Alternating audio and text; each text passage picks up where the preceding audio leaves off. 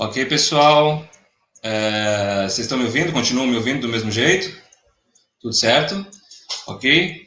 Então, a gente vai iniciar, né?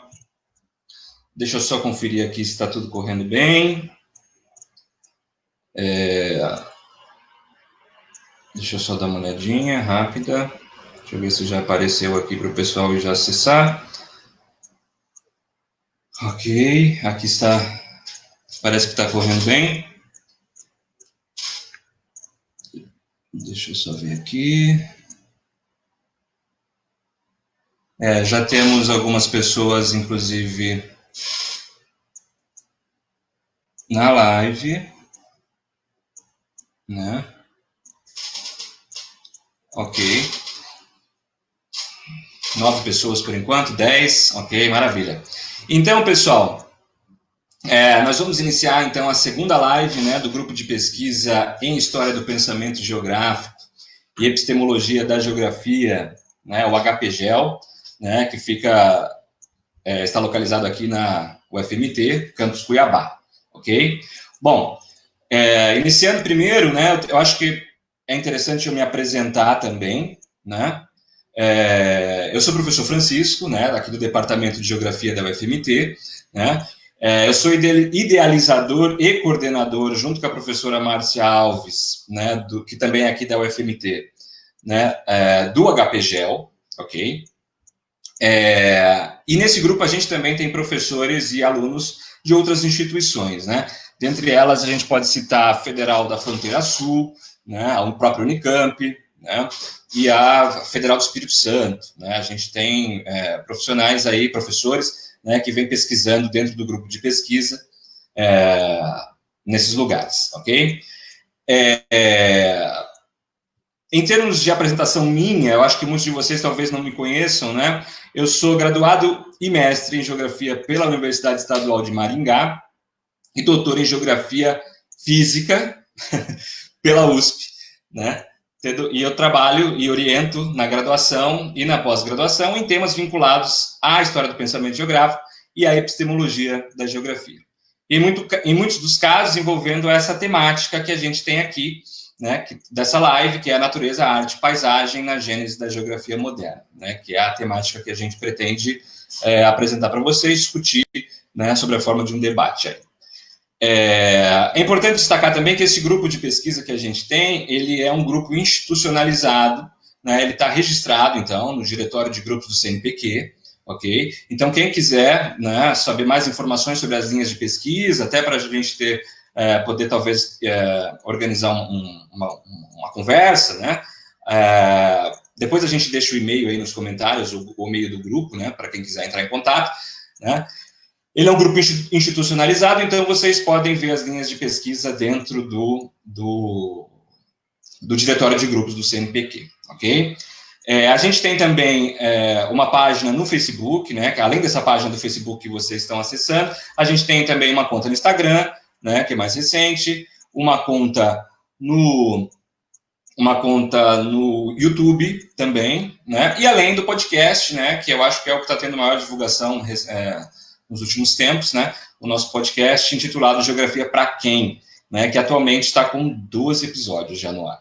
A gente já tem 12 episódios aí para vocês gastarem uma boa quantidade de horas, porque a gente tem podcasts longos até, né, em alguns temas. Então está sendo bem interessante. E já tem alguns aí já em edição e outros que estão para ser gravados, ok?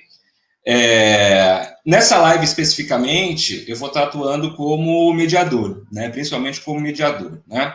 Claro que eu vou sempre dar uns pitacos aí, né? Quando for cabível, né? Assim, quando for interessante, eu perceba que eu possa contribuir com a discussão, né? Bom, agora a parte mais importante, né, dessa questão é discutir, mostrar para vocês, apresentar para vocês quem são os nossos dois convidados, né, aqui do grupo, né, dois convidados do grupo para atuar nessa temática, né, para discutir um pouco dessa temática. Então, nós temos aqui, primeiramente, a professora doutora Maíra Ferraz, né, Maíra eu não sei falar seu nome do meio, Maíra Cal Ferraz, vou falar assim, tá? Graduada em Geografia pela Unesp de Ourinhos, mestre e doutora em Geografia pela Unicamp, e atualmente é professora do Instituto Federal de São Paulo, tendo se dedicado, enquanto pesquisadora, né, à discussão em torno do pensamento de Goethe, né, e sua relação com a geografia através do método morfológico, né, através do método morfológico, a morfologia comparada. Além de discutir também conceitos como a natureza e a importância da estética e da paisagem na organização epistemológica da geografia, principalmente entre os séculos 17, 18 e 19. Ok? O professor doutor Vonei Sen é graduado, mestre e doutor pela Unicamp, né, as três, é filho da casa, né, graduado, mestre e doutor pela Unicamp, e atualmente é professor da rede privada de ensino, atuando em Campinas, São Paulo. O professor tem se dedicado, enquanto pesquisador, à história do pensamento geográfico e epistemologia da geografia, dando ênfase mais recentemente à história da cartografia e à geografia medieval. No entanto, também já se debruçou sobre temas como a paisagem e a iconologia, destacando as pinturas de Ruyendas, eu não sei falar direito, que fora também, inclusive, né, contemporâneo ali do Humboldt, conhecido do Humboldt, né? Então, eu gostaria, primeiramente, de agradecer imensamente o aceite do convite por parte de vocês dois, né, para a gente poder organizar essa live, né, para vocês poderem trazer essa discussão para a gente, né, que eu acredito que vai ser muito rico e muito interessante, ok? Vocês querem falar alguma coisa já de início, assim, nesse momento, ou vocês querem que eu continue e depois a gente já entra no debate? Vocês estão sem o microfone. Acho que pode continuar e acho que depois a gente fala, não? Tá certo, então. Concorda, Vonei? Sim. Tá, ok. Então, pessoal, essa live a gente vai organizar, né, respondendo também alguns questionamentos que forem chegando no chat, né? Então, por favor, se vocês quiserem enviar alguns questionamentos, alguns comentários, ou até mesmo mostrar aí de onde vocês estão assistindo, né, essa live, deixa aí nos comentários que a gente vai tentando fazer organizando aqui para a gente poder trazer as questões e melhorar um pouco esse debate, né, trazer mais vida para esse debate, para além de uma exposição única de um de nós, né. Então, pessoal, antes de abrir a palavra para os dois professores, eu gostaria primeiro de dar uma breve introdução, né, ao tema, né, esse tema aí, natureza, arte, paisagem na gênese da geografia moderna, né. Bom, a gente tem que destacar, a primeira coisa, é o período em que a gente está discutindo, o período que a gente vai discutir aqui, né. Eu acho que é importante a gente definir mais ou menos, para que fique claro para quem está assistindo, mas o momento histórico que a gente vai discutir, para depois pensar nos desdobramentos, ok? Então, a gente está considerando principalmente o construto epistemológico vinculado ao pensamento geográfico que surge na Alemanha, né, ou antiga Prússia, né, antes da unificação, né, antes do momento da unificação lá com Bismarck, em 1871.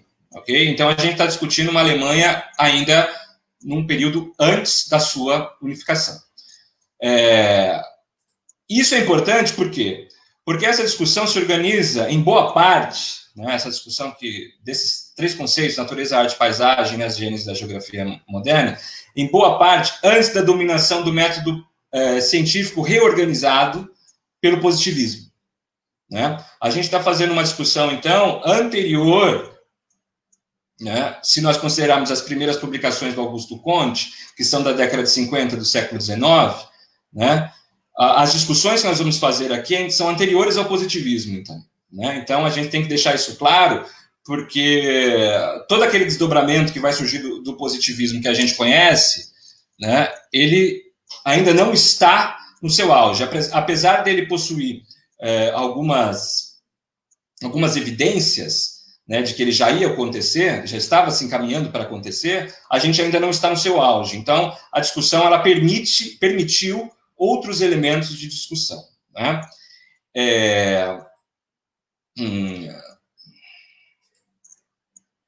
Então, a gente vai estar se atendo principalmente aos séculos XVIII e o século XVII. Mas, claro, né, eventualmente a gente vai discorrer sobre outros períodos e lugares para melhor contextualização dessa temática de discussão, né?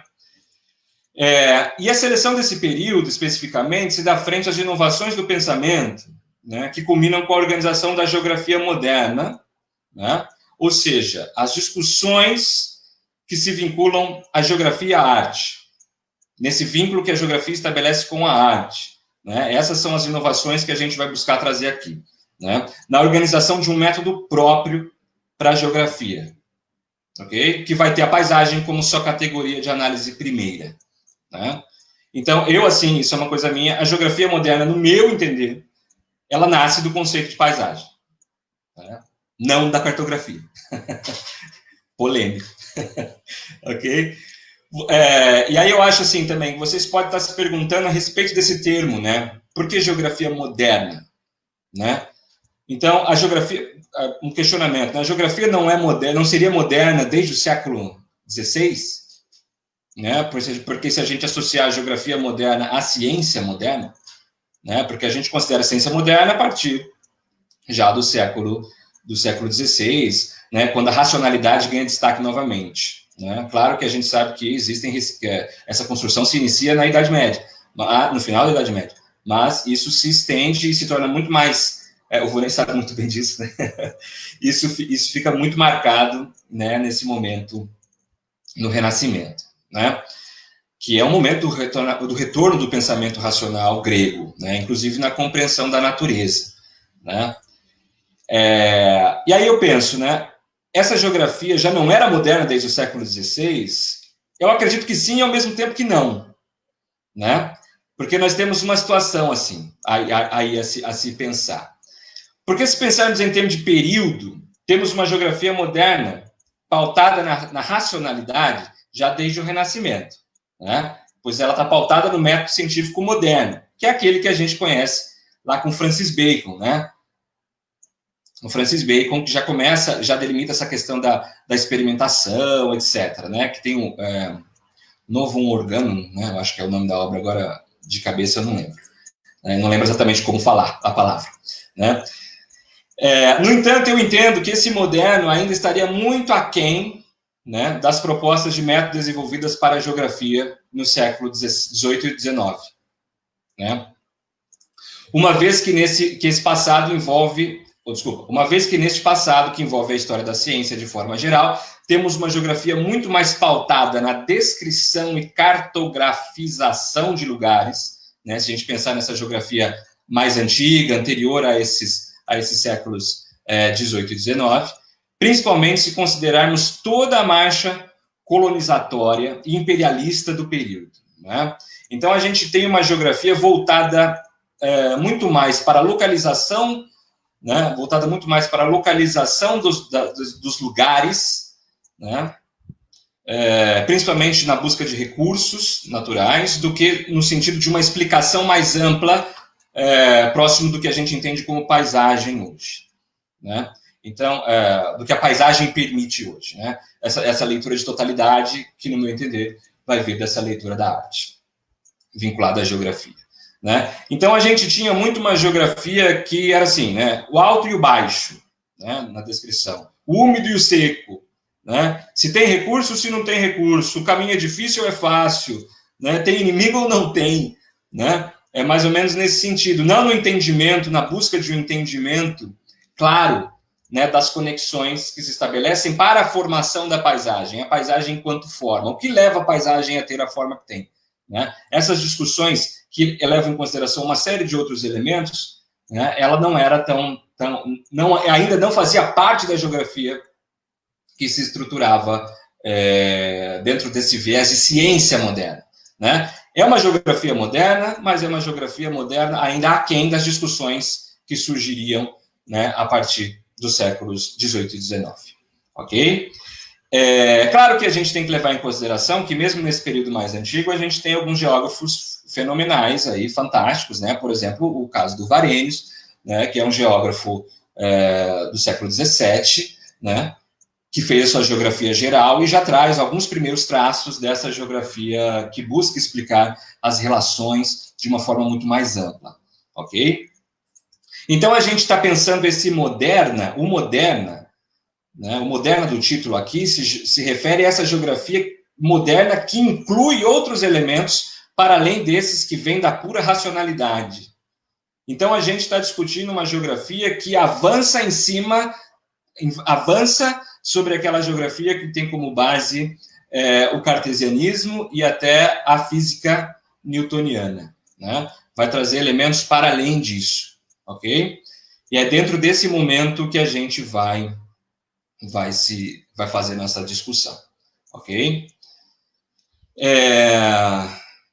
Então, assim, a gente entende, eu coloco como, eu entendo, né, que o avanço rumo à geografia realmente moderna e emancipada em termos de método relacional próprio, né, vai ocorrer através da influência dada pelo romantismo alemão, né, que vai permitir uma visão não só das particularidades, mas também das particularidades de um dado lugar, mas também de uma totalidade no que se refere à natureza. Então, a gente tem um jogo aí, né, entre particularidade e totalidade, que vai estar muito claro quando a gente começa a entender isso em suas relações que surgem com a arte e o romantismo alemão, ok? Vai surgir um jogo complementar entre o todo e as partes aí. E a arte vai ter um papel fundamental nisso, e é por aí que a gente vai seguir, ok? Então, através dessa contextualização inicial, que se justificou, inclusive, o meu convite para esses dois professores que estão aqui, que já foram apresentados, né, uma vez que as pesquisas que os dois têm realizado foram concebidas considerando, em boa parte, este período de inovação que a gente chama. Eu estou chamando aqui de período de inovação, que se refere justamente a esse período do século XVIII, século XIX, na Alemanha especificamente. Depois isso vai ter seus desdobramentos, inclusive na França, né? Assim, sem me estender mais, né, eu vou encaminhar a palavra, então, para os nossos convidados, né, que vão iniciar esse debate, ok? E aí, sempre eu vou selecionando alguns questionamentos que possam surgir, e aí a gente vai tentando resolver, né, tentando responder, ou então deixando mais dúvidas ainda, né? Porque eu acho que é assim que a coisa caminha mesmo, né? Tem que sempre estar com a dúvida aí surgindo, ok? Para dar essa abertura, né, na discussão, a professora Maíra, né? E aí o debate se inicia, claro, com o professor Vonei, etc., e eu vou vendo alguns comentários aqui, ok? Então, Maíra, agradeço novamente e você pode iniciar a sua fala. Obrigada. Eu quero agradecer e também falar boa noite para todo mundo aí. Eu vi gente do IF São Paulo, já apareceu aí, boa noite especial para eles, e também para o pessoal de Ourinhos, que foi lá que eu me formei, numa história de resistência, e agora a gente continua lutando, né? É um campo de muita luta. Queria mandar um agradecimento especial para essa galera.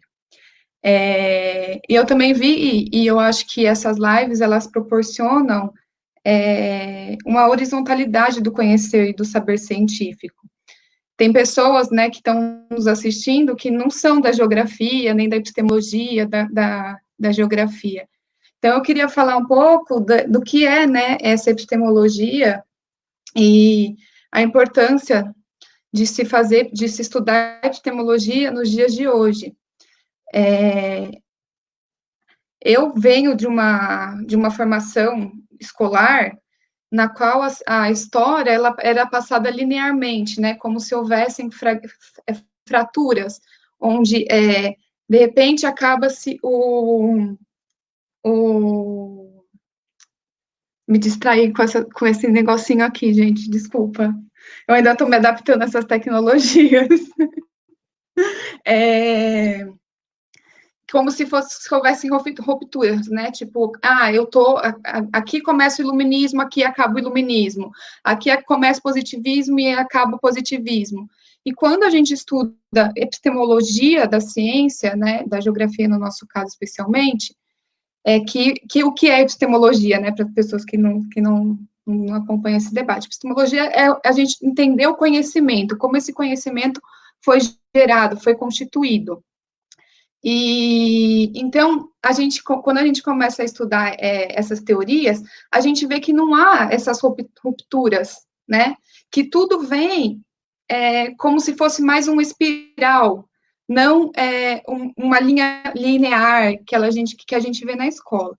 E eu acho que é importante a gente estudar essa episteme da geografia ou da ciência, como, né, dependendo, porque ela faz com que a gente reflita sobre esses discursos, sobre essas narrativas que a gente tem, muitas narrativas pré-construídas, narrativas hegemônicas, e que aí a gente vai desconstruindo quando a gente estuda epistemologia.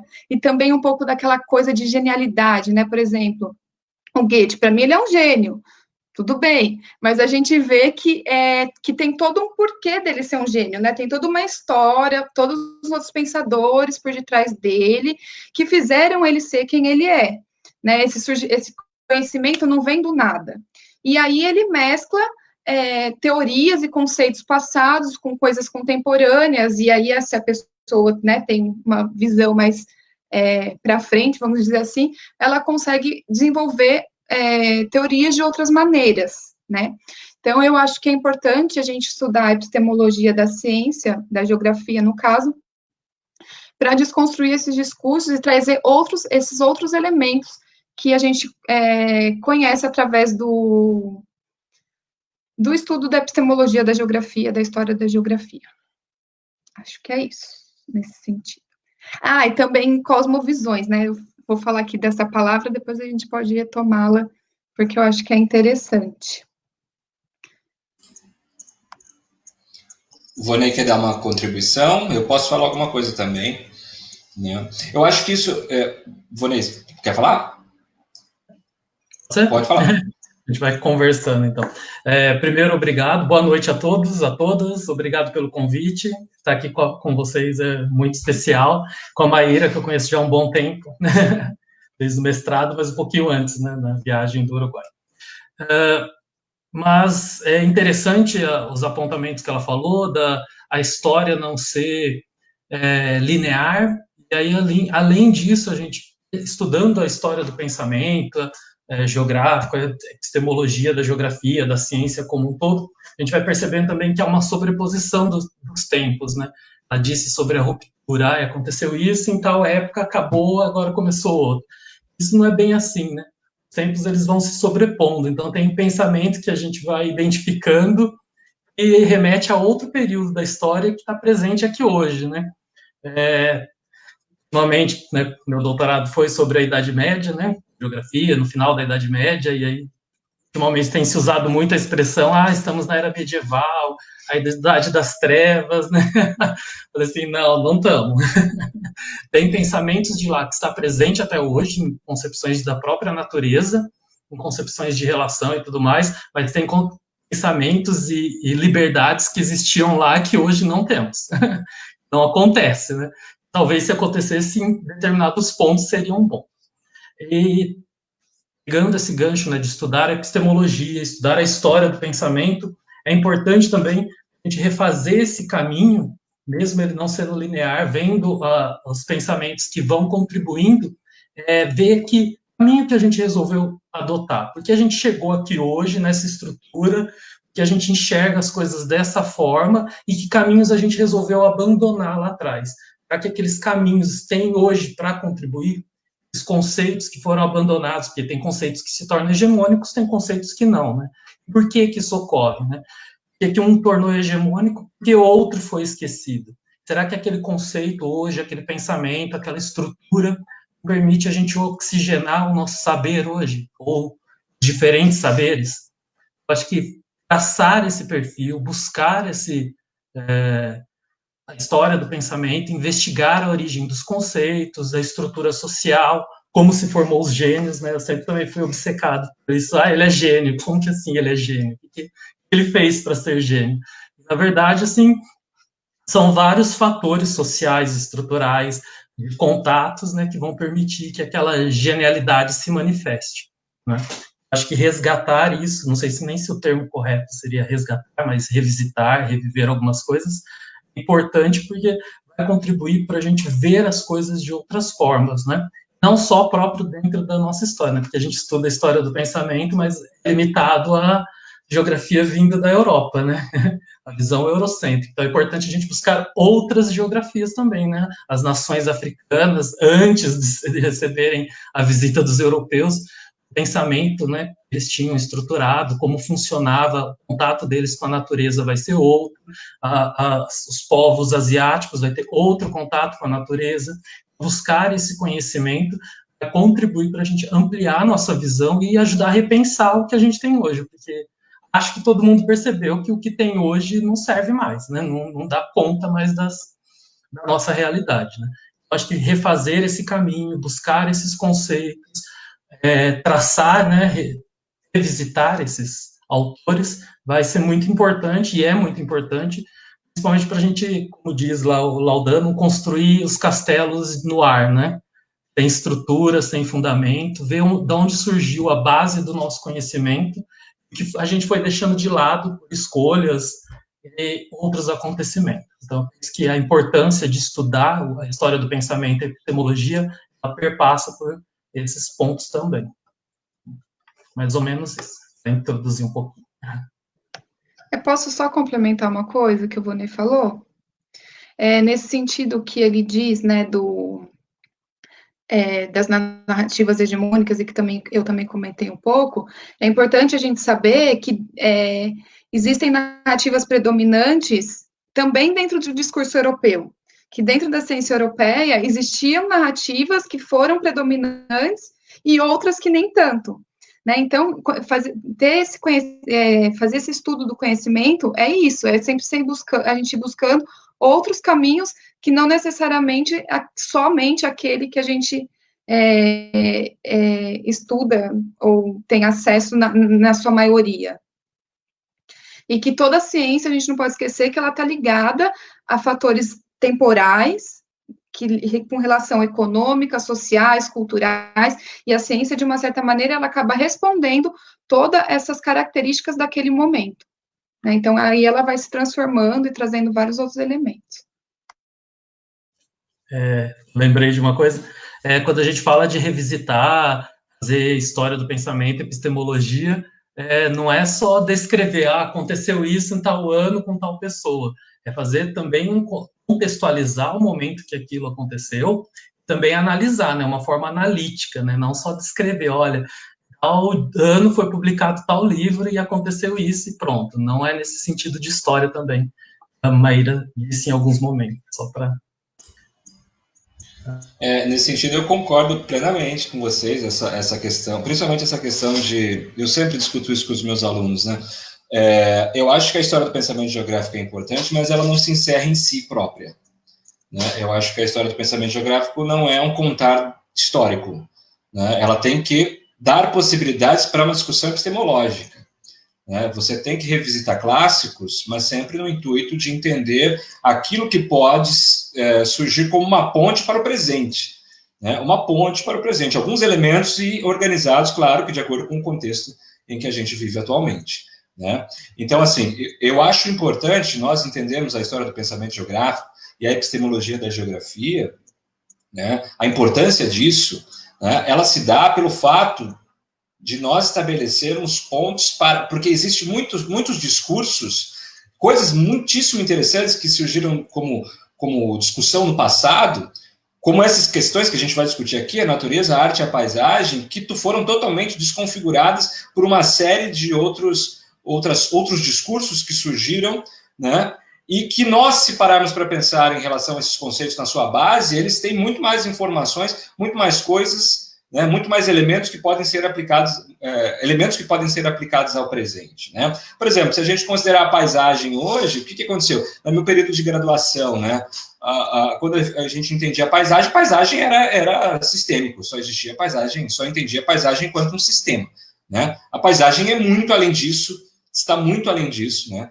Tem toda uma construção aí vinculada à intuição, tem uma porcentagem sensível na construção da paisagem, na observação da paisagem, né? Que esteve presente nos nossos clássicos, né? Esteve presente no Humboldt, né, teve presente na leitura do Ritter, né, teve presente na própria construção, que vai influenciar o Humboldt, que é essa do Goethe, que a Maíra estudou, né? Então, tem uma série de elementos aí que são interessantes e que eu entendo que podem trazer novas reflexões para o tempo atual. Não são discursos velhos, né? Não são construções velhas, né? Só porque foram feitas lá no século XVII. Existem elementos dessas discussões que podem ser pensados hoje em dia, né? Por exemplo, eu tenho um aluno, só para fazer uma ponte, eu tenho um aluno que discute Ratzel, né? Friedrich Ratzel, né? E a gente, né, da geografia está acostumado lá na graduação, até para fazer uma boa ponte aqui com a questão que o Marcelo colocou, né? Às vezes eu acho que grande parte dos estudantes de geografia só fazem disciplina sobre a história da ciência geográfica como teoria e método da geografia porque são obrigatórias, né? Porque o que acontece? Muitas vezes, os profissionais que trabalham sério com essas questões da história do pensamento geográfico não conseguem, tem problemas graves para apresentar os conteúdos da disciplina. Por quê? Porque os alunos eles estão viciados em algum discurso, já colocado previamente. Por exemplo, eu estava falando do Ratzel. Ratzel é determinista, né? Todo mundo fala, Ratzel é determinista. Vai ler Ratzel, né? Vai ler Ratzel lá na essência. Não tem nada disso. Não tem aquela agressividade que a gente coloca como Ratzel fosse um inimigo, né? Dá a impressão que Ratzel é um monstro, né? Claro, Ratzel não era a melhor pessoa do mundo, não sei, né? Claro, tinha seus preconceitos encaixados dentro do período dele, tá? Tem uma série de coisas. Mas tem uma série de elementos do Ratzel que são fantásticos, inclusive com uma sensibilidade que muitos geógrafos de hoje não têm, né? Então isso é uma coisa, eu acho que é uma coisa interessante. A gente pega muito discurso pronto, isso é um perigo, né? Dentro da história do pensamento geográfico, né? E a gente distorce muita coisa. Então, eu acho que a importância dos estudos em cima da história do pensamento geográfico e que vão se desdobrar, claro, na epistemologia da geografia, eu acho que esses estudos são fundamentais, né, para a gente repensar, inclusive, as nossas atividades, né, o nosso próprio fazer geográfico, né? Então, eu acho que é mais ou menos por aí. E aí, eu acho que a gente já pode, né, dando esse pano de fundo, tentando justificar, que eu acho que, né, a gente tenta justificar sempre o porquê que a gente faz as coisas, né? E eu acho que é porque essa área a gente não deveria nem entender isso enquanto uma área, né? Porque devia ser uma coisa comum, né? Não devia entender a história do pensamento geográfico como uma área da geografia. A história do pensamento geográfico faz parte de todos os geógrafos. Deveria fazer parte num aprofundamento assim do entendimento de como as coisas acontecem, né? Da onde a gente veio e para onde a gente vai, né? Mas eu acho que essas questões então são fundamentais. Ok? Então, pessoal, eu vou abrir agora para a gente discutir o tema em si, né? Que é a questão da natureza, da arte e da paisagem na gênese da geografia moderna. Ok? Então, agora eu deixo vocês novamente com a palavra, né, dos professores para eles iniciarem o debate já em cima da temática proposta. Posso? Quer ir, Ivone? Eu vou. Pode ser? Eu queria só voltar algumas coisas que você falou e que o Fabiano aqui perguntou, qual é o peso da epistemologia nos cursos de geografia, formação de geógrafo, né, se esse campo é valorizado. E casando com o que o Francisco disse, eu acho que muitos cursos de geografia, de história e epistemologia da geografia, eles tratam a episteme da geografia e a história como caixinhas, né, como o Francisco disse. Eu, por exemplo, estudei escola alemã, escola francesa, como se todo mundo daquela escola pensasse de um jeito e tivesse, né, fazendo da mesma maneira, uma geografia da mesma maneira, e não é isso que acontece, né? E aí eu vou fazer o link com essa temática, né, da natureza, da paisagem, da arte, com uma frase do Ratzel, que o Francisco falou aí. O Ratzel, ele falou assim, a ciência não é suficiente para entender a linguagem da natureza. Para muitas pessoas, a poesia e a arte são intérpretes mais compreensíveis da natureza do que a ciência. Eu acho que essa frase, a gente não precisa mais falar nada, então, né, arte, ciência e natureza estão na gênese da geografia moderna, E é isso. Não, tô brincando, gente. Tem um monte de coisa para falar. Mas, assim, é um pouco nesse sentido. Esses pensadores que a gente chama hoje de sistematizadores da geografia moderna, eles tinham esse pensamento onde natureza, arte, estavam super ligados. E aí surge a paisagem, né, desse olhar preocupado esteticamente com a natureza. E uma preocupação também em se fazer ciência. Então, aí eles trazem o conceito de paisagem. Vou falar aqui, aí eu deixo o Vonei falar, depois eu falo mais um pouco. Fala, Vonei. Eu estava viajando aqui na questão das caixinhas aqui, porque já pensei na relação com as disciplinas, com a geografia, tanto no ensino médio quanto no fundamental, já aparece alguns pensadores, já aparece o Hatzel lá como espaço vital e puxando para o determinismo e tudo mais, né? Eu acho que os manuais, digamos assim, apostilas, livros que tentam sintetizar esse conhecimento, eles tentam sintetizar demais que acaba reduzindo, né? Eles levam ao reducionismo. Então, Hatzel, determinista, né? Fica aquele caixinha assim. Acho que o problema é eu tentar simplificar demais, ou seja, falta, nesse ponto, uma junção em estudar história do pensamento e epistemologia da geografia com educação de geografia. Como tornar inteligível todos esses conceitos, todo esse arcabouço de conhecimento que a gente está entendendo ainda, né? Ele é doutor nisso, já sabe de tudo, que não é bem assim, né? Está entendendo ainda. Se a gente tivesse essa carga de leitura lá atrás, ou se a gente tivesse outro contato com essa disciplina, né, pensando essa disciplina com a educação da geografia, como tornar isso mais inteligível e atrativo, entre aspas, né, talvez a gente conseguisse aproximar e não sintetizar no sentido de tornar reducionista a esse ponto. Você citou das escolas, né? Escola francesa, Lablache, pronto, acabou, né? Todo mundo que fazia da escola francesa era o Lablache e pronto, né? Vai reduzindo as coisas, né? Só para fazer... Já foi misturando os assuntos, né? Vocês perceberam. A gente é meio assim, vai misturando as coisas, né? Filhos do Witt dá nisso, né? Vai fazendo as conexões. Eu pensei nisso. Genética, né? Aí a questão da paisagem, né? Se você pensar, e eu já jogou a bola, já vou subverter para o meu lado, que é a paisagem, antes de qualquer coisa, né? A paisagem é mais do que esse sistêmico, ou a gente aprende aquela frase lá, que a paisagem é tudo que a visão abarca, né? Conceito que, no seu momento, teve a sua importância, teve o porquê dele existir, mas que também não serve mais, não é? Embora a gente estudando a paisagem, a gente vai remeter à história da arte, que vai chegar na pintura de paisagem, está conectada à visão, ela não vai se limitar a isso, né? Ela vai ser mais complexa, só para a gente ver as conexões que vão sendo feitas, né? Até a questão do entendimento da natureza, né? A gente vai começar a entender a natureza de outra forma a partir do momento que a gente começa a representá-la numa tela, um quadro, a partir da pintura, você vai estudando aqueles elementos, né? Aí acho que era isso mais que eu queria comentar por enquanto, né? Mas aí pode voltar para a parte da natureza, senão eu vou falar só de paisagem.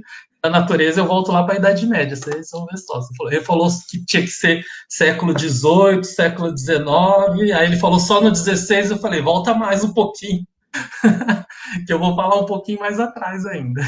Mas está aberto, assim, a gente colocou um período aí, mas está aberto, você pode flanar por todo o período aí que você fez as suas pesquisas, sem problema algum.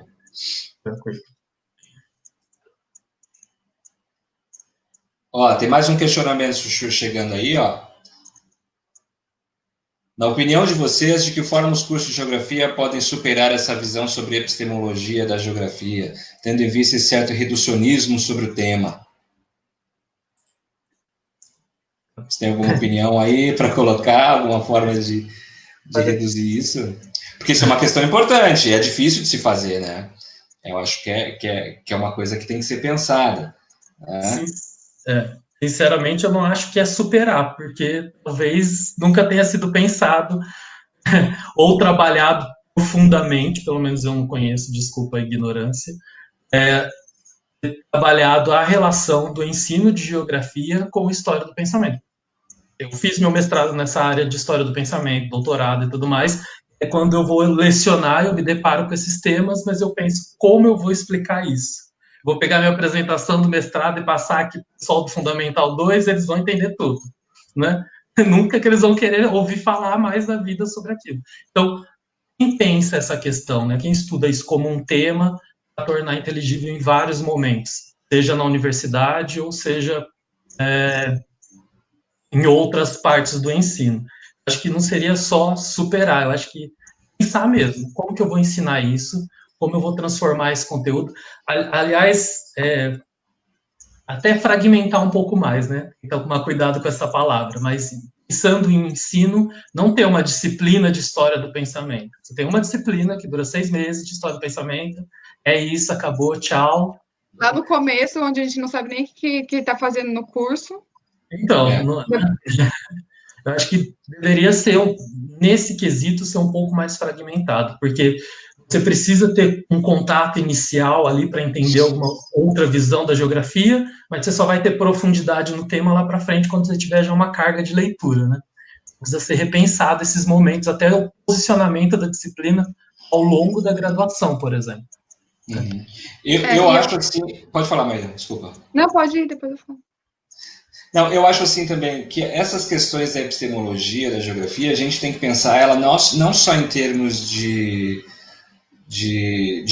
disciplina, né? Eu acho que a gente tem que pensar a questão da epistemologia enquanto uma apropriação de uma forma de lidar com o estudo da geografia, com o objeto da geografia, né? Por exemplo, entendermos a questão da natureza não só por isso é uma construção que se torna pessoal. Eu acho que esse é o caminho que a epistemologia traz. Por exemplo, pensar a natureza como uma questão para além do recurso. Por exemplo, isso é uma discussão epistemológica, né? Entender, conceber, né, conhecer a natureza para além de uma questão, a natureza como recurso, né? Entender ela enquanto algo que nós fazemos parte dela, né? Como essa própria frase que a Maíra colocou do Hudson, né? Então, talvez a epistemologia enquanto disciplina, claro que ela tem que ser pensada dentro de um momento específico dentro da graduação, mas mais importante que isso, ela tem que possibilitar uma reflexão própria, enquanto sujeito que trabalha a geografia, né? O que a geografia busca enquanto conhecimento e como que esse conhecimento tem que ser transferido, né? Eu não estou dizendo para todo mundo ser um especialista em epistemologia da geografia, mas os desdobramentos da discussão epistemológica da geografia têm que se fazer presentes, né? As pessoas têm que ter consciência daquilo que elas estão construindo, né? Daquela geografia que elas estão fazendo, né? Por exemplo, se você faz uma geografia pensando em natureza como recurso, talvez você esteja aliado a uma perspectiva da geografia que seja meio complicada, né? Você restringe muito, por exemplo, essa noção de pertencimento, você pensar numa questão, pensar a natureza enquanto algo da qual você faz parte, então você preserva, né? Eu acho que a reflexão sobre a natureza, por exemplo, nesse viés, tem que estar para além de uma ideia de planejamento só, né? A natureza não é só planejamento, entendeu? Então, eu estou usando esse exemplo só para a gente fazer uma ponte, só a gente refletir um pouco. Mas eu acho que a questão da epistemologia da geografia, ela não é uma discussão apenas disciplinar, né? Ela em momento da história, em que momento da graduação ela vai aparecer, né? Eu acho que ela tem que aparecer como uma forma de conduzir o que a geografia conhece, como a geografia conhece as coisas, né? E eu acho que é por aí que o nosso grupo de pesquisa aqui trabalha, né? A gente discute, por exemplo, algum autor relacionado à história do pensamento geográfico. Mas o intuito de discutir esse autor, como eu já disse, não é para contar a história dele, é para transformar nós, sujeitos, é para nos transformar enquanto sujeitos, entendeu? Por isso que não é tudo que é interessante, né? Não é tudo que é necessário para nós, porque o sujeito ele faz seus filtros, né?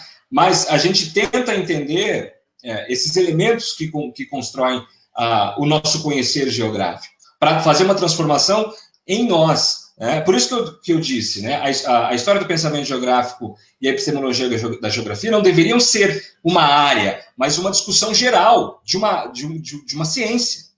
Né? As pessoas têm que ser transformadas por aquilo que elas fazem. Não sei, é mais ou menos isso. Eu não sei se eu consegui, né, colocar o meu ponto. Né? É mais ou menos por aí. Pode falar. Não, eu acho que isso passa até pela própria mudança do conceito de... a gente pode associar isso até com a própria mudança do conceito de natureza, por exemplo. Hoje, a gente tem uma fragmentação científica muito forte, que faz que ainda apareçam caixinhas, né, epistemologia. Eu dou aula, por exemplo, de hidrogeografia. Onde está a epistemologia dentro da hidrogeografia?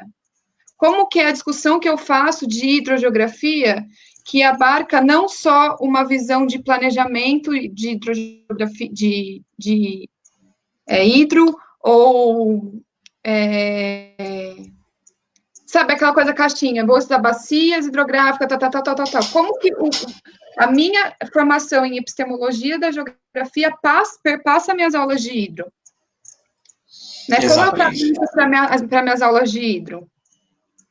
Né? Então, a Inaê falou aqui, minha irmã, inclusive, tá aqui assistindo, ela falou que na educação tem essa ruptura.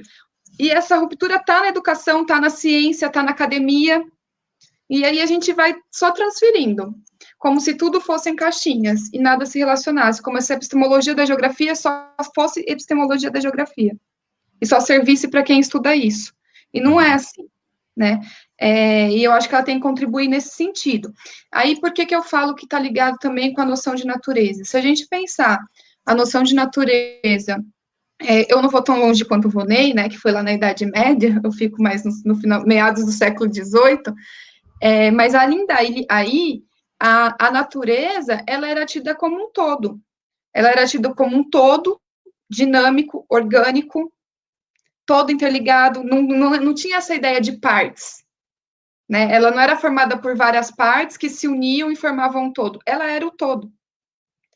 E aí é isso que o Goethe vai trazer, né? Que a gente tem que olhar a natureza para esse todo.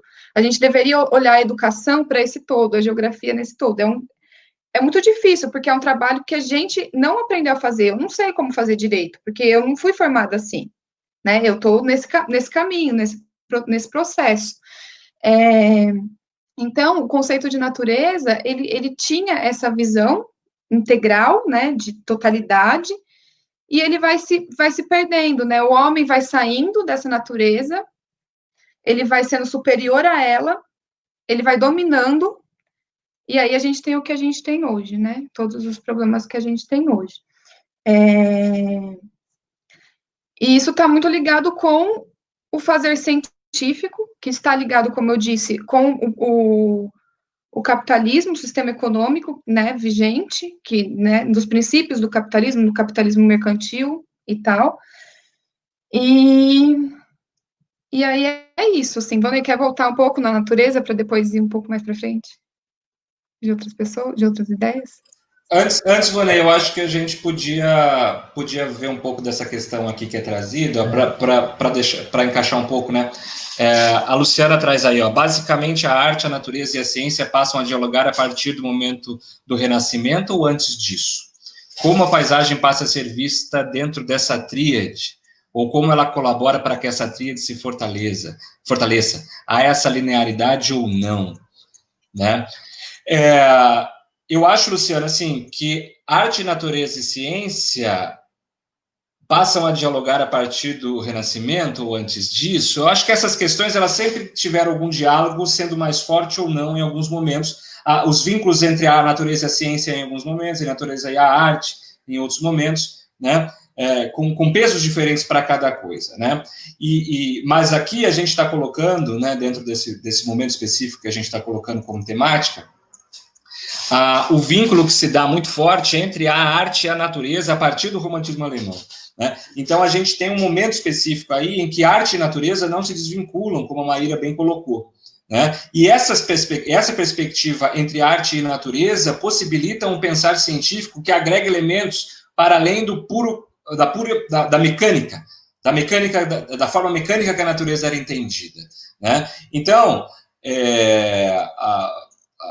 a gente está considerando esse momento histórico. A paisagem surge como uma forma de se pensar, né, uma categoria de análise, né, para se pensar, uma categoria da geografia para se pensar a natureza, né, mas a paisagem surge justamente desse vínculo entre a geografia e a arte, né, porque até como o Vonei colocou, inicialmente, a gente for parar para analisar, a paisagem ela era uma categoria de pintura, né, pinturas de paisagem, né, ela era uma pintura de paisagem, né, e acabou, a partir de uma perspectiva romântica, intuitiva, né, de observação, aí ela se torna elemento de análise para o Goethe, por exemplo, né? A paisagem se apresenta muito bem, né, no Goethe, e o Goethe influencia o Humboldt, né? Então a paisagem é uma forma, é uma resultante, né, que iniciou-se, né, a partir da pintura, né? Ela inicia-se a partir da pintura e aí ela se transforma, né, ela ganha aspectos científicos a partir de Humboldt, né, que deriva aí do romantismo alemão que vem com o Goethe. Não só o Goethe, mas outros também, né? Então, é esse mais ou menos o caminho que a gente está desenhando aqui, tentando desenhar, né? Esse vínculo entre a natureza e a arte que fomenta a possibilidade da existência da paisagem na geografia, ok? Bom, então vou começar perguntando que renascimento você está falando. Só nesse ponto aí já dá para a gente discutir um monte de coisa, porque se você voltar, você vai ter renascimento no século XII, em plena final da Baixa Idade Média, né? Marcando a Baixa Idade Média, renascimento urbano, né? O ressurgimento das cidades, né? Você já tem outro renascimento. Eu sei que o renascimento você está se referindo já ao cultural, científico, é um pouquinho depois. Então, a gente vai ter outros momentos de renascimento, só para a gente já pensar. Realmente há uma ligação entre ciência e arte, entre ciência e a sociedade de uma forma geral, a arte e a sociedade de uma forma geral. A paisagem para a geografia, ela vai ser oriunda da arte pictórica, da pintura. A paisagem, enquanto literatura, ela já existia anteriormente, mas ela vai surgir para a geografia a partir da pintura, certo? Aí, além do contexto do romantismo, além dessas correntes filosóficas, vão existir um contexto também de, digamos assim, de tentativa de superar poderes. Não sei se eu posso usar essa expressão, mas, primeiro, você tem a pintura da paisagem, ela era uma sub-área dentro da própria pintura. Quem eram os pintores de paisagem não eram profissionais considerados bons ou super qualificados ou renomados, né? Depois de um determinado momento, atendendo a determinados interesses, seja filosóficos ou econômicos, a paisagem, enquanto pintura, vai ser a principal forma de representar, né? Porque antes dela ser a principal, ela começa a ganhar um pouquinho de status, digamos assim, para dar veracidade às obras religiosas, certo? Então, para dizer que aquela cena que era representada, uma cena bíblica, né? Porque nem todo mundo tinha acesso à leitura naquele momento, principalmente que a Bíblia estava em outra língua, né? Não era de domínio comum, e nem todo mundo era alfabetizado, né? Então tem mais essa questão. Você precisava criar representações artísticas, pinturas, para que a pessoa acessasse aquele conhecimento, né? E aceitasse aquele conhecimento, principalmente aceitasse, né? E você começa a desenvolver e se especializar na pintura de paisagem, no entorno, no fundo dessas obras, para que aquela imagem seja construída enquanto verdade. Certo? Então, aquela cena bíblica realmente aconteceu, porque eu reconheço aquela árvore, eu reconheço aqueles campos, tem um reconhecimento dali. Depois, dando um pouco de salto na história, lá numa sociedade já protestante, né, onde a gente vai falar hoje Holanda, Bélgica, aquela região ali, vai surgir um outro interesse pela paisagem, porque tem a ver com o cotidiano deles. Então, naquele contexto, não é a igreja mais que vai comprar essa obra de arte, né? Tinha que ter um tema religioso. Quem vai comprar essas obras de arte são as pessoas que viviam naquela sociedade, os burgueses, os comerciantes, eles tinham preferência por paisagens da proximidade deles, que fizesse alguma ligação com o sentido de eles pertencerem àquele lugar e aquela paisagem pertencer a eles. Aí começa a especialização da paisagem, enquanto pintura, ela vai se conectar depois, passando por esses processos filosóficos com os viajantes, para se apropriar de outros lugares, de escrever, e aí sintetizar também o conhecimento. E chega na geografia, digamos. Resumido. Tentei resumir, não sei se eu resumi de mais ou de menos. Posso Eu acho que falar? essa ponte a Maíra faz muito bem. Essa ponte eu acho que a Maíra pode fazer, né? Não, eu queria só lembrar que a gente está falando da geografia moderna e dessa relação de natureza, arte, paisagem, e aí a gente poderia pôr até religião. Isso está intrinsecamente ligado até a fragmentação científica. Antes do século XIX, não existia geografia na sua modernidade ou na sua nomenclatura enquanto ciência. Não existia geomorfologia, não existia biologia, né? Esses cientistas, eles eram cientistas artistas e artistas cientistas, a gente pode chamar assim. Humboldt, por exemplo, ele pintava, ele desenhava quando ele ia a campo, o Goethe também. Então, a gente tem que lembrar que essa ciência antes não tinha, entendeu? Peraí, deixa eu tentar esquematizar melhor aqui o meu pensamento. Antes, natureza, arte, religião e ciência estavam ligadas. Não existiam as ciências como a gente vê hoje, essa fragmentação científica como a gente tem hoje. Então, esses artistas, eles se expressavam, como o Voney falou, na pintura, na escrita. Humboldt e Goethe, além de desenharem, a escrita deles é poética, né? E a descrição de paisagem deles é poética. E aí a geografia, aí a gente tem que também relacionar isso com o avanço do capitalismo. E está estritamente ligado com a formação da geografia, com a pintura de paisagem, como o Voney falou. Antes a paisagem ficava lá no fundo do quadro, né? A gente vê uma pintura de uma mona, né? E no fundo a paisagem. Aí aquela paisagem o artista utilizava para se expressar, para mostrar aquilo que ele sabia fazer, para se diferenciar dos outros artistas. E aí ele começa a ganhar campo, porque também tem a questão da apropriação de terra. Antes, né, no feudalismo, não tinha apropriação, existia dono, existia poder, existia tudo isso, mas a terra não era uma propriedade, não era minha, não era sua, todo mundo trabalhava junto.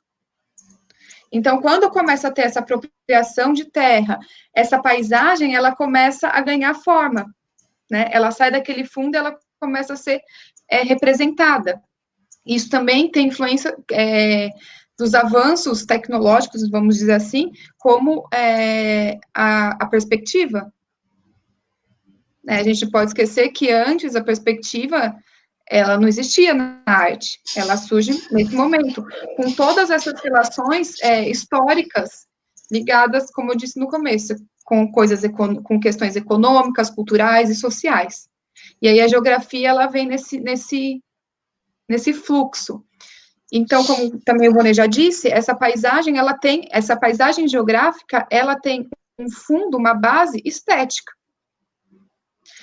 E antes disso, ela era discutida e utilizada pelas artes, né, na literatura e na pintura, e foi Humboldt que deu um caráter científico a ela. Humboldt que sistematizou o conceito de paisagem cientificamente. Ele que trouxe da arte para a ciência esse conceito. E aí a gente, né, mais uma vez, afirma que essa paisagem e essa arte, elas estão na base da concepção da ciência, da geografia moderna. Acho que é isso. Eu acho, Maíra, que você podia trazer um pouquinho dessa questão da influência do Goethe, né? Que eu acho que ele é importante nessa transição, né? A forma como o Goethe traz essa leitura da natureza, né, e da paisagem, da arte também, para que o Humboldt se aproprie, que acaba se apropriando, porque eles se conheceram, né? Se tornaram até bons amigos, né? Então, eu acho que isso é uma ponte que seria interessante, se você puder explorar um pouquinho. Tá. O Goethe, né, ele viveu na Prússia, meados do século XVIII, ele morreu no fim do começo do século XIX. Ele tinha uma visão, ele é muito conhecido, o Goethe, pelo trabalho literário dele, pelas obras literárias dele que são incríveis também. Mas o Goethe, ele disse que a maior obra dele era a Doutrina das Cores, que foi uma obra que ele contrapunha à ciência newtoniana. Ele estudou ótica, e através dos seus estudos de ótica, ele contrapôs aquilo que Newton dizia. Só que Newton, ele era parte do discurso hegemônico, ele era parte daquela narrativa predominante daquele momento. Então, obviamente, o pensamento científico de Goethe ficou escondido, né? Não se foi dada devida atenção. E o Goethe, ele, além disso tudo, a gente lembra que, né, essa ciência está se fragmentando, ela está ficando cada vez mais racional, né, tudo tem que ser explicado racionalmente, e só que isso não responde muitas coisas, muitas questões que Goethe tem, e que aquelas pessoas que fazem parte do grupo ali, do Círculo de Iena, né, levantam. Então, eles trazem uma outra questão, que é a questão do subjetivo, para essa discussão científica, lembrando que não era geografia, não era biologia, era ciência natural, né, tudo interligado, a arte, tinham poetas ali, tinham cientistas, todo mundo junto, construindo essa discussão. E aí o Goethe, ele vai olhar para a natureza, e ele vai dizer, ele vai contrapor, né, o positivismo, por exemplo, porque ele vai dizer, não, o sujeito está ligado ao objeto, e o experimento, a experiência, é um intermediador dessa relação. Então, ele vai contradizer aquilo que vem em expansão e que a gente usa até hoje, quando a gente diz no nosso discurso que o cientista ele tem que se afastar do objeto dele. Ele não faz parte do objeto dele. Como se eu, na minha pesquisa, não tivesse nada a ver com o que eu estudo. Eu estudo Goethe porque, sei lá, por quê? Não é porque eu tenho uma relação com isso, porque eu gosto de arte, nada disso. Então, o Goethe vai dizer, não, tem relação, e a gente tem que entender qual é essa relação. E quem faz esse intermediário entre o sujeito e o objeto é o experimento, é a experiência. O experimento, né, esse artigo dele, e só que ele está falando uma questão de experiência, né, de vivência, de olhar para a natureza, de estar na natureza, de entender a natureza. E como ele entende essa natureza? Ele entende essa natureza de uma forma, como eu já tinha dito anteriormente, orgânica, como uma totalidade. Não é uma visão sistêmica, onde há partes que se encaixam formando um todo. É um todo, né? É um todo que se forma, e é esse todo que eu tenho que partir minha observação. E essa natureza é uma natureza dinâmica, ela está em constante transformação. E ele vai olhar para as formas da natureza. Essas formas estão em constante transformação. E aí, se a gente estuda a metamorfose das plantas, isso vai ficar bem claro, né? A gente pode fazer esse estudo em casa, é muito simples, a gente pega uma planta para observar e vai vendo os processos de desenvolvimento dessa planta. E aí a gente vai vendo as mudanças de forma. E aí a gente vai vendo as metamorfoses dessa forma. E aí, quando a gente olha para essa planta, a gente vai ver que ela passa dessa forma para essa, mas alguma coisa ficou aqui que eu não vi, mas que eu consigo intuir a partir da minha observação. Então, eu tenho que observar, eu tenho que olhar para essa natureza, eu tenho que estar ali presente. Aí eu descrevo essa natureza.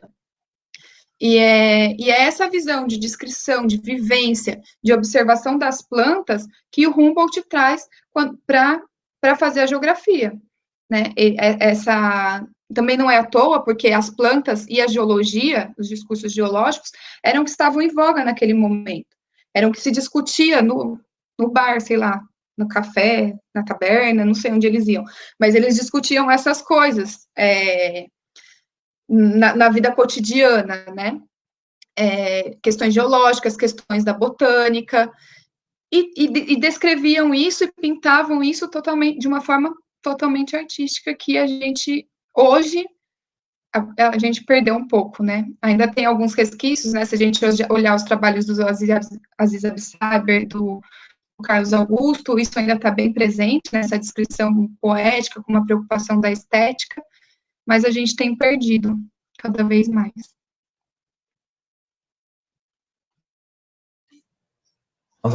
Depois de uma aula dessa.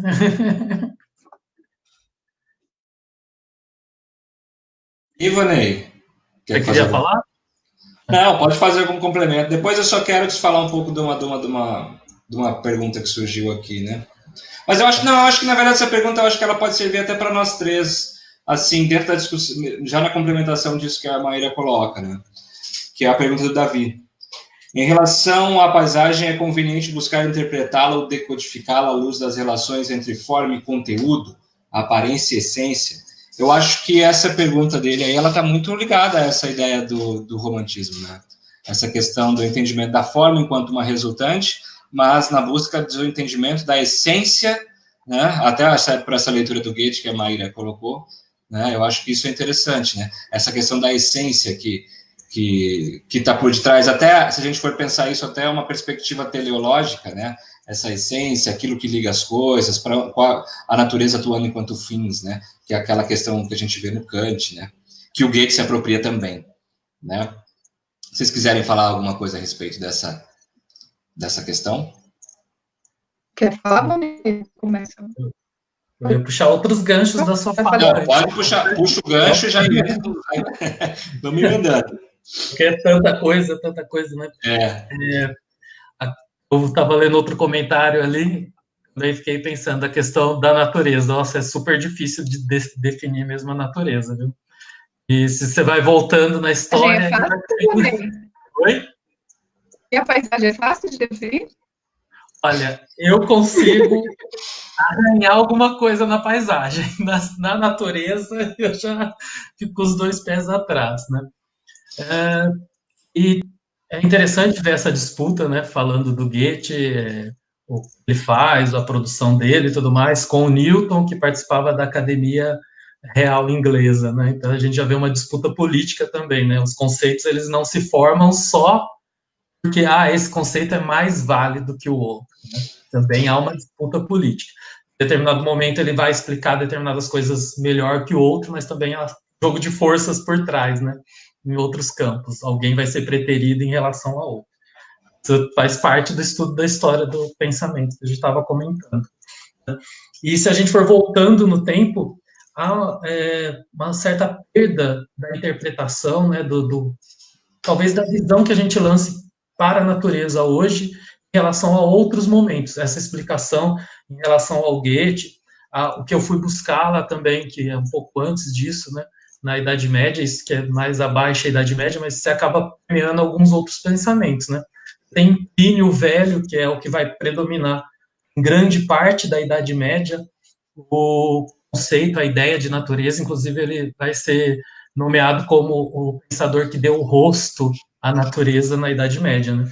Ele vai dizer que a natureza é todos os seres vivos, mas ela é mais que isso, ela é uma força organizadora, que ordena, que organiza e que move as coisas. Então, ela é tanto os seres vivos, que aí ele vai dar até um outro nome, que vai chamar de Terra Mater, né, que é a Terra-mãe, que nos protege, que fornece recursos, não usa a palavra recursos, né, provém nossas necessidades, é mais próximo a esse termo, né, provém as nossas necessidades.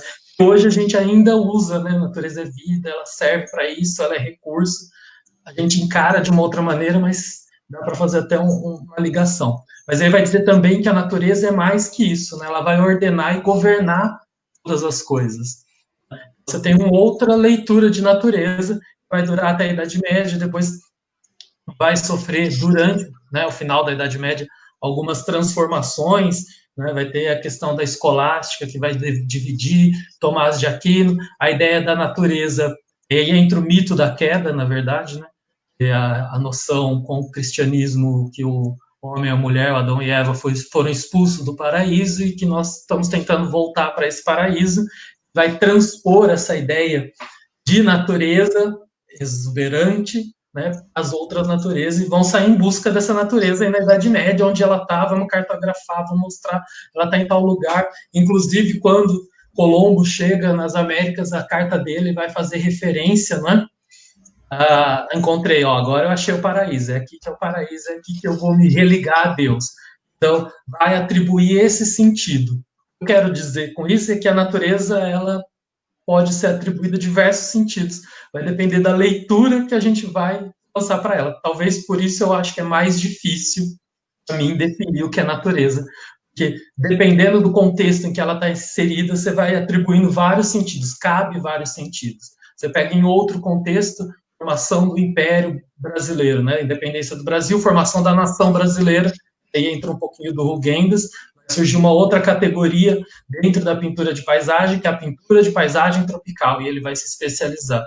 A natureza, nesse caso, vai ser usada para suplementar a história dos povos indígenas, joga para lá, a elite não quer saber disso, não quer saber a história dos povos negros que vieram para cá em condição de escravo, ele precisava unir esse povo todo, precisava transformar isso daqui numa nação, e quem vai ser isso? Vai ser a natureza, porque a natureza, ela tem olho para a natureza, ela passa uma ideia de futuro, de prosperidade, já começa a ligar a ideia de recurso, né?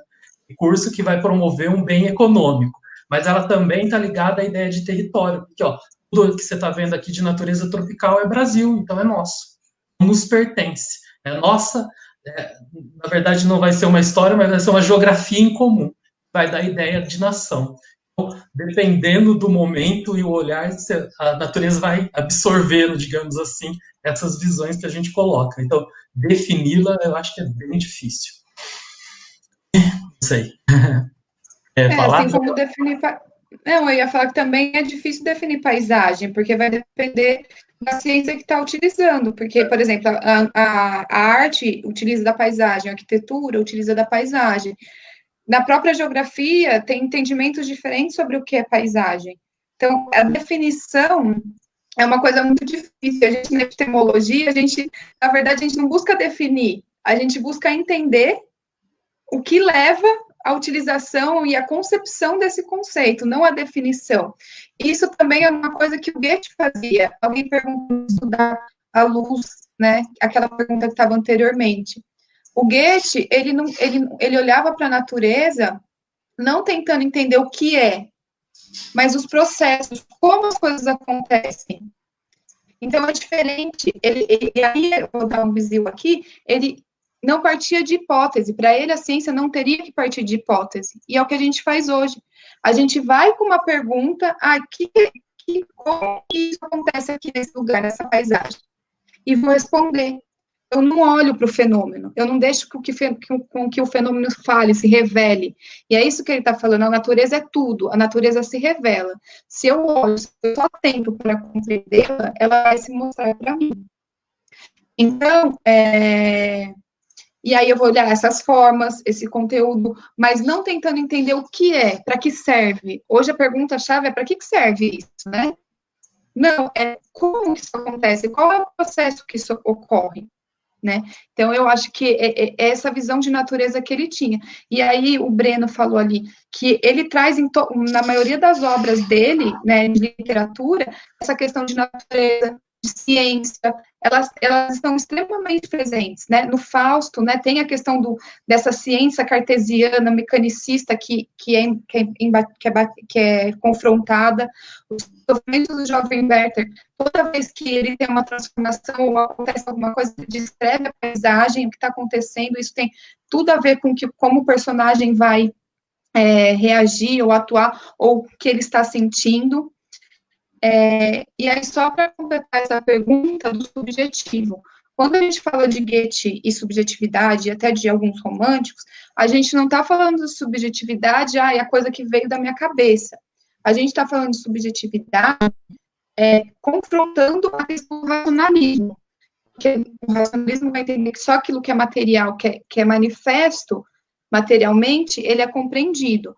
Na visão goetheana de ciência, não é isso, né? Eu lembro que eu falei da forma aqui, eu não estou vendo. E aí eu também uso de outros sentidos, né? Eu uso de outros. Isso é também uma outra coisa que a gente podia falar, que é da visão, que está ligado com a paisagem, que está ligado com o capitalismo. Olha, eu voando aqui, não, vou voltar. Deixa eu voltar para a pergunta. Só um segundo. Aí, perdi. Essa do Davi? Essa aqui? Não, é Ou da do do Werther? Breno. A Do do Breno. Breno. Só um segundo. Do Breno Aurélio. Do Werther. É, da subjetividade, é. Então, e aí é isso, eu trazer os meus outros sentidos para essa observação, não só o ver, que o ver também está ligado com por que é paisagem, por que é ver, e o capitalismo, ele se faz do uso da imagem, né? Vejamos hoje nós aqui numa live. Pois é. Além dessa questão também, a gente tem uma questão que o Davi colocou aqui também novamente. Eu acho que essa aqui é pela aquela questão que eu falei da finalidade da natureza, né, que tem um vínculo lá com o Kant, né? Aí ele perguntou assim: nesse ponto, então, partindo da fala do professor, epistemologicamente tratando, é possível falar que a natureza tem uma finalidade em si mesma, ou finalidades são criadas a partir dela? Então, essa questão da finalidade em si mesma é uma construção teleológica, né, uma construção kantiana, né? E porque o que ele coloca lá, né, na faculdade do juízo, né, na crítica da faculdade do juízo, que a natureza ela tem uma finalidade própria que independe da nossa racionalidade para entender, né? Por exemplo, a natureza ela se desenvolve, né, ela se modifica, ela busca uma finalidade, ela vai se transformando. Essa finalidade, para nós, o entendimento dessa finalidade para nós, ela se transforma numa forma de método, é uma forma de pensar. Nós sabemos que a natureza ela se modifica a partir das suas próprias características, ela tem uma dinâmica própria que independe do que a gente faça, né, enquanto sujeitos, né? Então, a nossa forma de entender tem que partir de um processo que é muito mais intuitivo, né? E eu acho que é essa questão, a natureza ela tem uma finalidade própria, né? E nós, para entendermos essa finalidade, temos que fazer um exercício reflexivo, né? Para a gente entender essa finalidade, tem que fazer um exercício reflexivo. Então são as duas coisas, porque você coloca na sequência, né, os dois juntos. Sim, se seguir por essa leitura teleológica, sim, a natureza, segundo Kant, tem uma finalidade própria, né? Ela tem uma finalidade própria que nós não conseguimos alcançar enquanto sujeitos limitados como somos, né? Como humanos, nós somos limitados. Nós não sabemos para onde exatamente a natureza vai, por que ela vai e como ela vai, né? A gente consegue criar, né, a gente consegue pensar, intuir, refletir. Então, a gente consegue, dentro da nossa racionalidade, tentar entender algumas coisas, mas a gente nunca chega na natureza em si, né? Nas razões em si, na finalidade em si que ela constrói no seu desenvolvimento, né? Eu não sei se eu consegui responder, mas eu acho que é mais ou menos isso que você perguntou. Talvez eu possa ter me equivocado em alguma coisa, não ter entendido direito, mas eu acho que é mais ou menos isso, ok? E aí, pessoal... Posso fazer pode, claro. É interessante pensar nesse sentido da natureza, enfim, sua própria finalidade, né, em si mesma, é que a gente tenta, acho que, dar uma finalidade para a natureza, para satisfazer o nosso psicológico, emocional, espiritual, seja lá o que for. E a natureza não está nem aí para a gente, tá? Se a gente for embora, ela vai viver melhor. Isso tem muito a ver com a questão da religião, né, Vonei? Que a Maíra trouxe também, né? Tem muito a ver com essa questão da religião, né? E a pintura da paisagem que vai surgir, né, lá no século XV, um pouquinho antes, até XIV, o paisagismo que vai surgir no século XVIII ambos vão utilizar da matemática para tentar sintetizar essa natureza. Um dos objetivos, além de se apropriar daquele espaço, era controlar a natureza, porque a partir do momento que eu consigo estudar separadamente cada item, observar, desenhar, entender todos os processos, ver que a cor da planta lá em cima tem uma tonalidade, uma cor lá embaixo tem outra tonalidade da folha, e assim por diante, e eu depois consigo sintetizar todo esse conhecimento da natureza em um quadro. Então, ufa, dominei. Então, a natureza está dominada, agora eu consigo controlá-la, ou pelo menos a gente cria essa ilusão, a gente consegue controlá-la. Inclusive, a gente sempre vai associar a ideia de natureza como algo do belo, ou sublime, tudo ao belo, né? O sublime vai entrar depois. mas a gente não pensa na natureza. O vulcão explodindo lá também é uma natureza sublime, tá? Para a gente não é nada belo, né? Digamos assim. Mas a gente tenta adequar, o que eu quero dizer é que a gente tenta adequar a natureza às nossas necessidades, sejam elas espirituais, científicas, econômicas, a gente tenta adequar e algumas coisas vão surgindo para isso, né? Representar na paisagem é dominar também a natureza, e a ideia da criação paisagística lá no século XVIII, na Inglaterra, aqueles jardins, na França, lindo, quadradinho, redondinho, tudo perfeito, é uma tentativa de aproximarmos da natureza, né? Em determinado momento a gente vai se separando, principalmente a partir da Revolução Industrial, mas antes também com a Revolução, o Renascimento Urbano, a gente começa a se distanciar dessa natureza, esse entendimento de natureza, mas a gente quer trazer ela de volta, mas quer trazer ela dominada, do jeitinho, bonitinha, então a gente quer ir para um lugar e não quer que os mosquitos nos piquem, por exemplo, né? A gente que está invadindo um habitat, mas a gente quer controlar. Então, essa ideia de controle que eu acho que está ligada a essa ideia de finalidade. Eu acho que nós vamos dando as finalidades para a natureza que, de repente, não tem nada a ver. Ela faz porque ela é digamos, da lógica dela, né? Da razão dela de ser.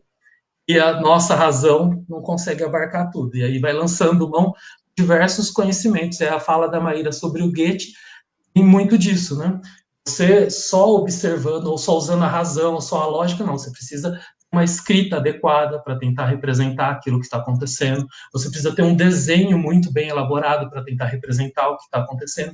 E você vai usando de diversos sentidos e tenta compreender o que é essa natureza. Acho que, mais ou menos. Eu acho que desculpa, pode falar. Não, eu ia só fazer um... Pode ir. 2 ou 1. Pode ir. Não, pode falar, mas fica à vontade. Não, eu só ia fazer um gancho, e aí tem isso abarca e reflete, na verdade, na educação que a gente tem hoje e no que a gente está vivendo hoje. Por exemplo, nesse momento de pandemia que a gente está em casa. O que nos levou a isso? É uma visão utilitarista da natureza. Exato. Onde a natureza está ali para me servir, independente do que aconteça. Então, eu posso desmatar, eu posso criar animais em cativeiros gigantes, eu mudo o hospedeiro dos vírus, e a gente está aqui em casa por causa disso. Porque aí é eu estudar epistemologia, né? E isso está totalmente ligado com essa concepção de natureza que mudou. Quando eu passo a não entender a natureza como parte de mim, quando eu passo a não olhar a natureza, como Goethe falava, né, com devoção até, entendendo a natureza como um todo e tudo aquilo que eu já falei, ela vira utilitária, ela é para eu pegar alguma coisa. Então, o que eu fizer com ela, tanto faz. E aí vai refletir na educação. E a gente passa isso para os nossos alunos. Eu gosto sempre de dar o exemplo que quando eu fui dar aula, estava dando aula para o 3º ano do ensino médio e 4º ano, que a gente tem o 4º ano no IF, né? E aí eu estava dando uma aula que era no 3º de natureza e no 4º de urbana, ou vice-versa, enfim. Aí eu perguntei o que é natureza e eles falaram, eu não te dou minhas coisas. Essa foi a visão deles. E aí, quando eu estava dando urbana, o que é a cidade? E aí nenhuma das duas respostas tinha o ser humano. Na natureza, o ser humano não está. Na cidade, o ser humano não está. Então, ser humano, a gente não está em nenhum lugar. A gente está dominando tudo, mas a gente não está ali. Então, o que a gente faz com ele, tanto faz. Tanto faz o que a gente faz na cidade, tanto faz o que a gente faz com a natureza. Fazendo um gancho também, então, eu acho que é por isso que a epistemologia e a história do pensamento se tornam importantes. Né? É justamente aí, porque nós três, pelo menos, enquanto professores, a gente consegue perceber essas falhas que a geografia tem, a forma de ensino de geografia tem. Né? Ela se reflete nos nossos alunos. Né? E talvez, então, a questão da epistemologia e da história da geografia, elas tenham que ser cada vez mais aplicadas para que essas falhas deixem de acontecer. Né? Por quê? Como eu disse, a construção, né, de você, enquanto professora, tentar aplicar a geografia de uma forma mais ampla para os seus alunos, que tenha uma noção para além desse entendimento de natureza como algo utilitarista, é uma discussão epistemológica. Então, eu acho que a nossa construção enquanto professores, formadores de professores, inclusive, né, eu acho que nós temos que ter essa sensibilidade de deixar claro para os nossos alunos a importância da discussão epistemológica, porque ela rompe a barreira da mesmice, que vem sempre sendo repetida, porque ela traz possibilidades para a gente discutir conceitos da geografia para além da mesmice, para além do utilitarismo que a gente encontra, né? E esse utilitarismo não é recente, né? A gente considerar essas questões de pensar a natureza enquanto recurso, isso é antigo demais, né? A gente pensar desde das grandes navegações, o Renascimento, etc., né? A gente tem essa ideia, né? Inclusive, se a gente, agora eu dando uma viajada, né? A gente chega aí em questões religiosas importantes, né? Se a gente pensar na questão até da própria formação do capitalismo, né? A questão do protestantismo, né? A questão de uma série de questões que delimitaram mais ou menos um caminho, um discurso, né? Um caminho de discurso que se tornou hegemônico em muitos casos, e se perpetua até hoje. Por isso que quando eu fiz a fala inicial, introduzindo o momento, eu disse que a gente está falando de coisas antes do positivismo, né?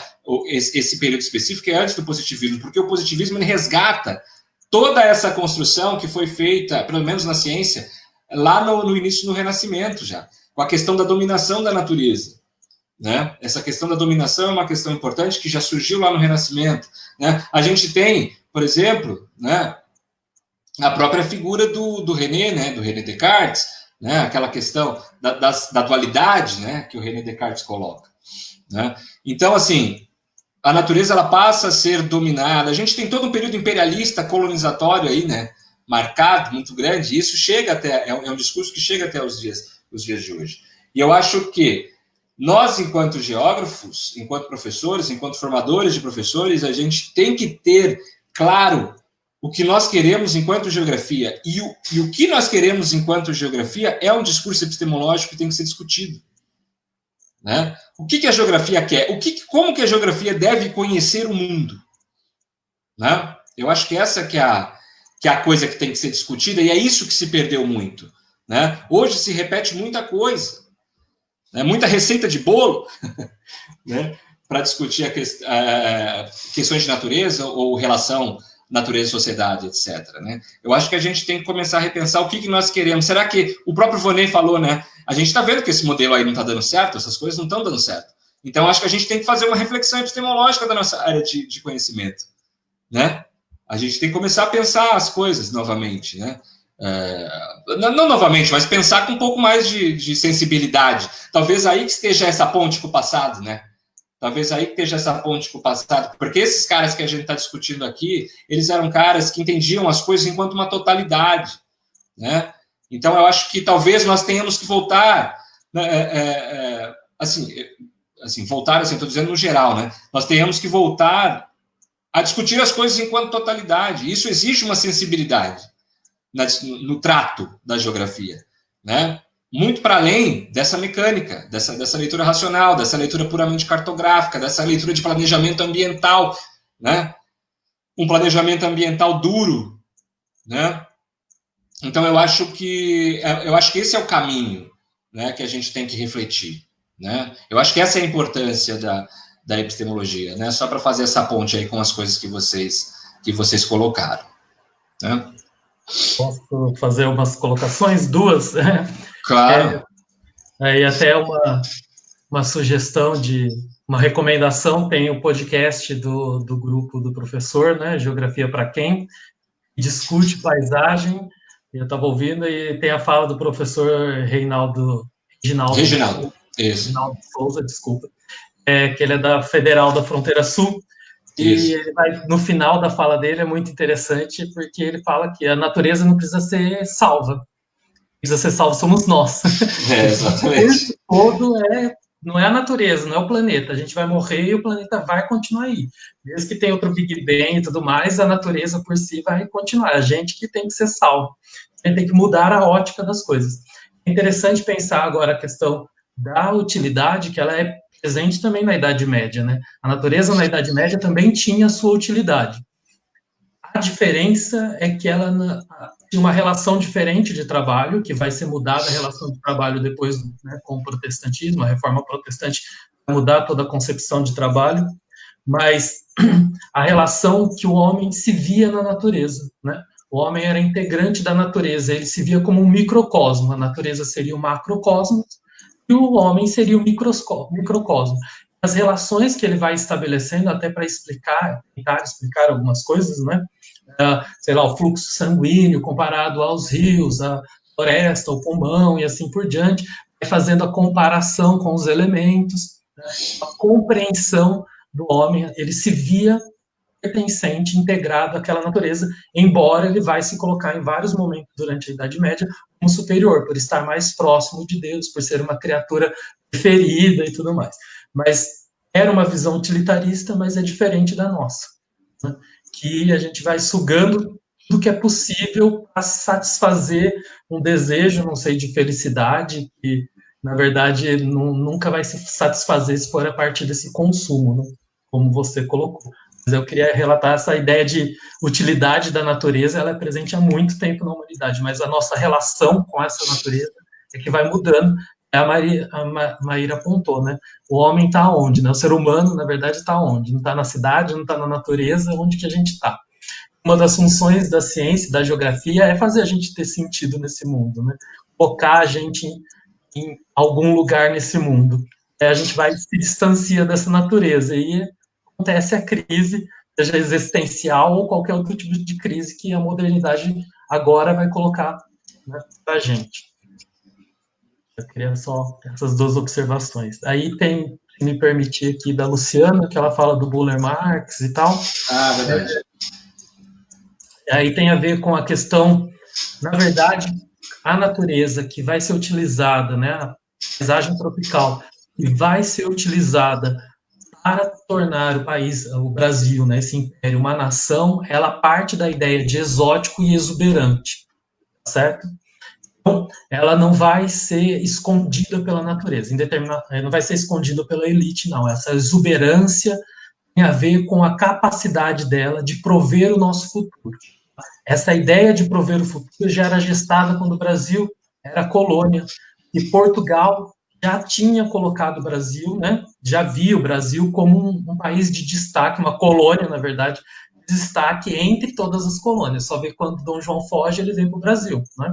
Poderia ter ido para outro lugar, mais próximo, inclusive, de Portugal, mas ele vem para o Brasil e é levado a Reino Unido e tudo mais. Então, o Brasil já ocupava um lugar de destaque, e essa natureza vista como provedora do futuro, com ideias de recurso, né, como exuberante, como ligação com o paraíso, todas essas visões de natureza vão ser transportadas para cá, vão ser transpostas para cá, e aí vai alimentar essa ideia também de nação. Então, ela não vai ser escondida, ela vai ser exaltada. Você pegar as pinturas do imperador desse momento, todas elas é aquela floresta Mata Atlântica maravilhosa, tem até flamingo lá, a gente não existia ali naquele momento, naquele lugar, mas vai ter os flamingos lá, porque esse exótico, né, as pinturas de paisagem tropical do Rubens, vai ter esses elementos que vai destacar, vai saltar os olhos, vai contemplar a ideia de belo, vai contemplar a ideia de prazer pessoal, vai contemplar a ideia de apropriação daquele lugar, de formação de recurso, não é? De conhecimento, de delimitação, de poder, de território. Então, muito maior que isso. Depois aí a gente vai tentar moldar a natureza, mas isso vai ocorrer a partir do século XVIII, tá? Principalmente quando vai surgindo o paisagismo, certo?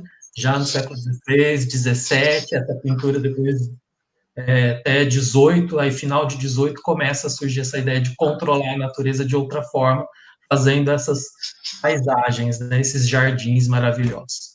Também vai demonstrar o poder do ser humano, tentar, né, saciar essa nossa necessidade de poder e controle sobre a natureza, que na verdade a gente não tem nenhum, né?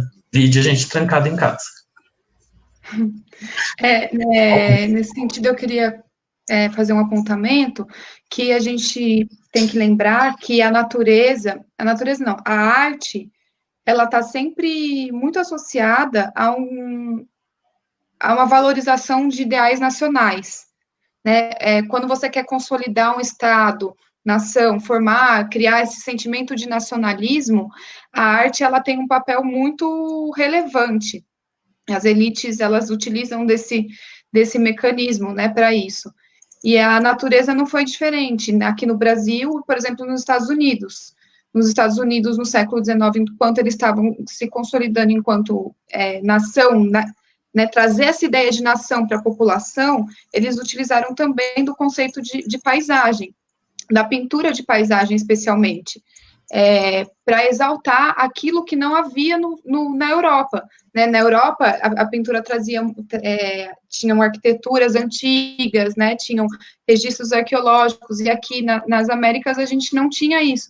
Então, eles utilizam da pintura de paisagem para valorizar esse ideal de nação, tanto no Brasil, como o Vonei falou, como nos Estados Unidos, e isso também tem uma ligação com a ciência, né? No caso dos Estados Unidos, a gente tem a construção do discurso geomorfológico, da formação da geomorfologia, pautada nessas pinturas de paisagem, nessa valorização da natureza, para construir tanto uma ciência como um ideal nacional. Fazendo um gancho com isso que a Maíra está colocando, eu coloco então aqui, pessoal, a gente tem que também já está meio que encaminhando para o fim, né? Aí mais um tempinho. Então, mas dentro disso que a Maíra está colocando, essa questão do nacional, eu coloco a pergunta, então, apresentada pela... Opa, desculpa, não, essa... Aqui. Como pensar a utilização da natureza no turismo? Né? Ela pode ser vista como uma forma de dominação? Né? Porque, né? Dá para fazer um link com isso que tu estava falando.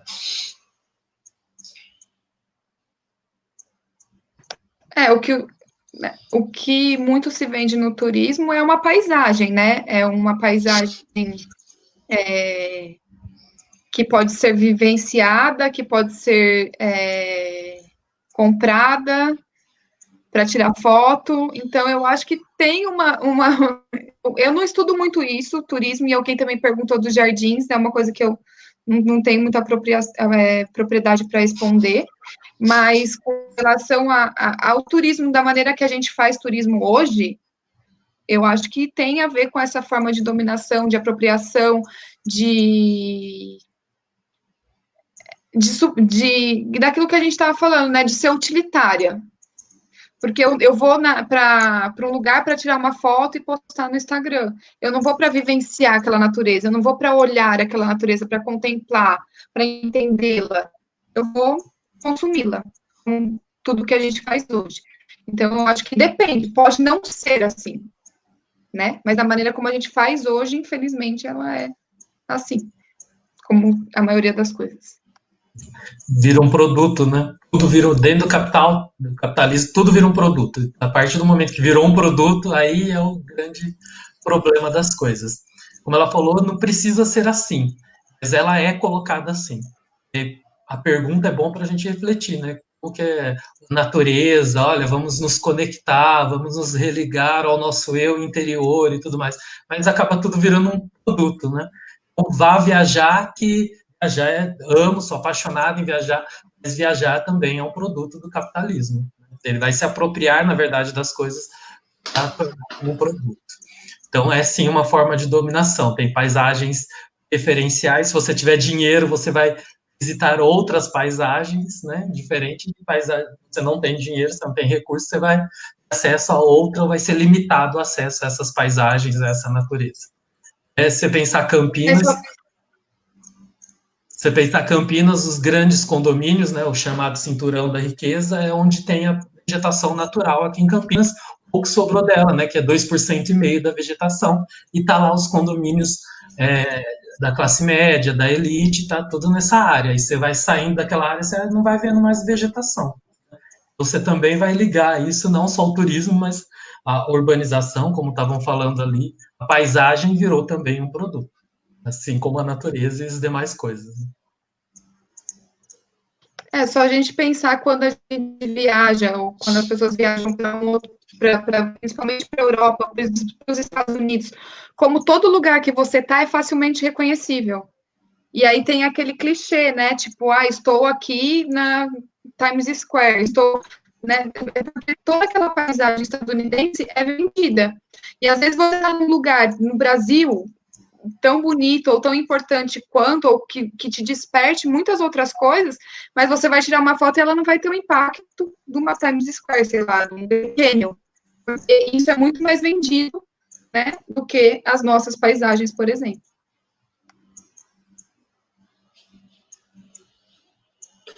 Exatamente. Pessoal, eu acho que, deixa eu ver se tem mais algum questionamento, a gente vai encaminhando para o fim. Nós estamos com 1h40, mantemos aí uma média de 60 pessoas assistindo, que é muito bom, né? Que é maravilhoso, né? Porque como a gente estava falando, é uma temática que, como eu sempre falo, né? A gente se especializa, a gente lê, a gente busca entender as coisas, mas eu acho que essa temática é uma temática que deveria ser automática nas pessoas, né? As pessoas pensarem um pouco, tentarem pensar um pouco da onde viemos e para onde vamos em termos de geografia, né? Claro, conciliando isso com os contextos e as mudanças nos contextos, né? Eu acho que esse é o papel que a gente tenta desenvolver aqui nessa discussão, né? E aí, pessoal, deixa eu ver se tem mais alguma questão, né?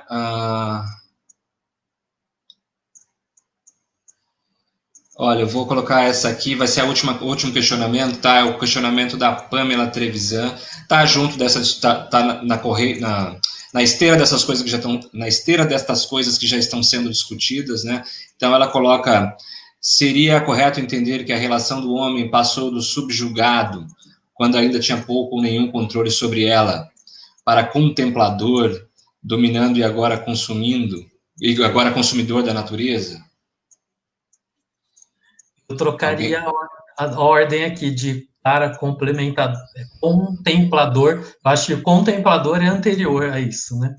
Ao consumidor. Antes era mais contemplativo, né? Inclusive a ideia de conhecimento aí, puxando a sardinha para minha área, né? Tema de estudo, digamos assim, não há.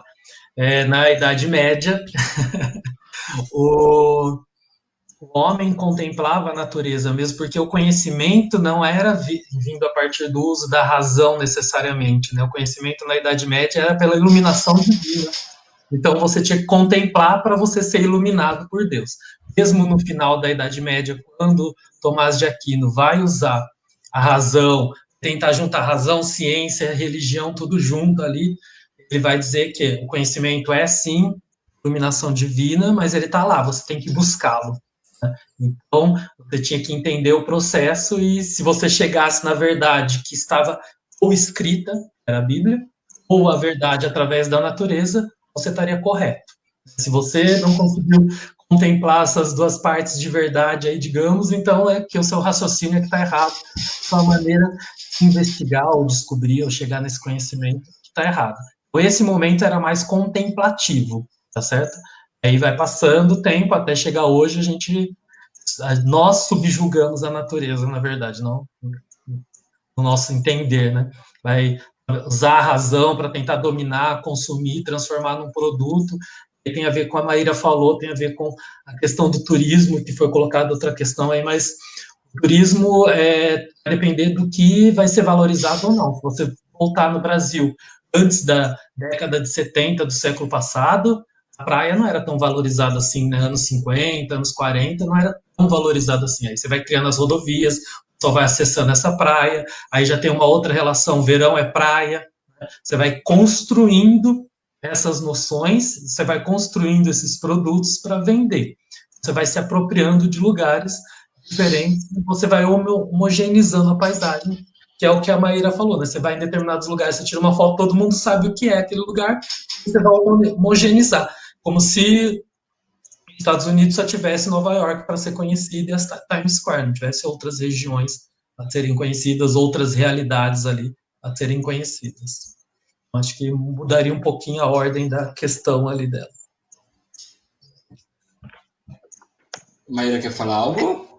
Não, eu só ia dizer que lembrar que nada é fragmentado, né? Que não é porque existe uma coisa que não existe a outra. Então, não é porque não tem que o discurso hegemônico não contempla a natureza, que não tem pessoas pensando em contemplar e entendê-la entendê-la e vivenciá-la de diversas maneiras. Eu acho que é um pouco nesse sentido que eu pelo menos estudo essa temática, né, para repensar essas vivências, essas práticas e passar isso de alguma maneira para os meus alunos e para a academia, talvez. Ok, então, pessoal, eu acho que foi maravilhoso, foi maravilhosa essa discussão, né?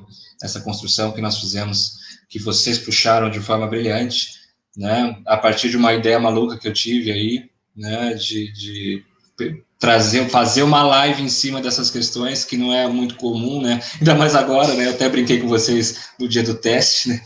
Falei, nós não estamos falando de pandemia, hein? Tem que colocar pandemia no título, né? Porque a maioria das lives estão saindo nesse sentido, né? E a gente está meio fora da curva, né? Claro que uma coisa acaba ajudando, né? Essa nossa construção acaba ajudando a refletir, inclusive, sobre a questão da pandemia, como foi colocado aqui, né?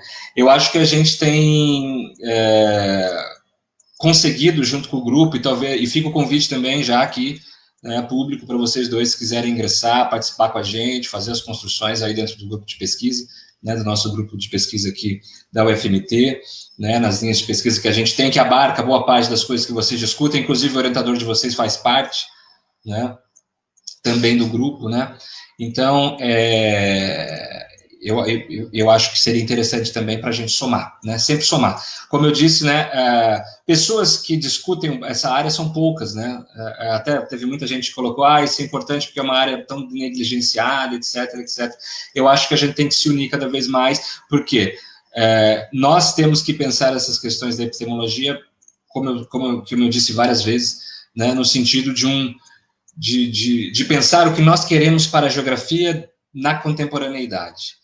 Né? O que nós queremos para a geografia hoje? O que a gente quer para a geografia? Então, a discussão é epistemológica, perpassa uma discussão epistemológica, não tem como fugir disso. Né? Eu acho que a gente tem que começar a discutir isso de novo, porque a geografia que está sendo feita aí, ela está muito... Né? Ela tem algumas coisas aí que está repetindo muito uma receita que já é meio que fracassada, assim, né? A gente já percebeu que ela é meio furada, é uma receita meio furada. Então, eu acho que a gente, assim, claro, a gente não está inventando a roda, mas a gente está propondo discutir, né, novas formas de se pensar em geografia. Claro, e para como a gente está fazendo isso? A gente está resgatando os caras que discutiam as coisas em contextos em que a sensibilidade para a discussão o humanismo, a sensibilidade na discussão dos temas era muito mais evidente, né? Então, eu acho que quando a gente coloca esse tema, né, natureza, arte, paisagem nas genes da geografia moderna, serve principalmente para a gente fazer uma ponte com o presente, né? Eu acho que isso que a gente tentou fazer aqui, eu acho que essa discussão, né, que a gente tentou, e eu acho que a gente conseguiu trazer algumas reflexões nesse sentido, né? Eu acho que esse foi o objetivo, né? Eu acho que a gente alcançou esse objetivo, ok?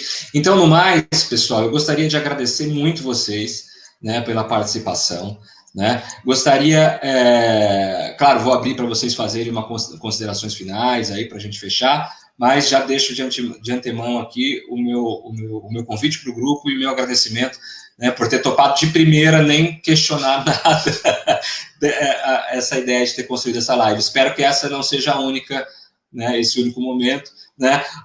Eu não falei para o pessoal, mas o Vonei eu conheci porque eu fui banca dele no doutorado, e a Maíra eu conheci porque ela estava na banca do Vonei, né? Ela que me disse que estava lá próximo, então, né? E aí depois eu li o trabalho dela também, porque ela trabalhou com essas questões de gate, eu tenho alunos trabalhando com isso, né? Então, eu vou abrir então para vocês fazerem as considerações e espero que a gente possa levar isso por muitos anos ainda, ok?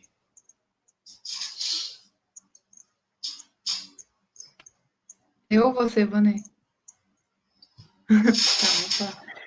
Eu que agradeço o convite, foi muito, muito, muito bom.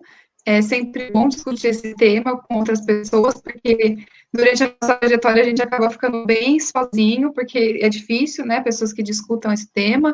A gente muitas vezes cai na sala dos outros, no congresso, e aí fica, né, perdida ali. Verdade, isso é uma constante. Mas a gente, né, eu que estudei epistemologia ligado à geografia física, e aí as pessoas não sabem se é físico ou se é É geografia, né, gente? Vamos lá.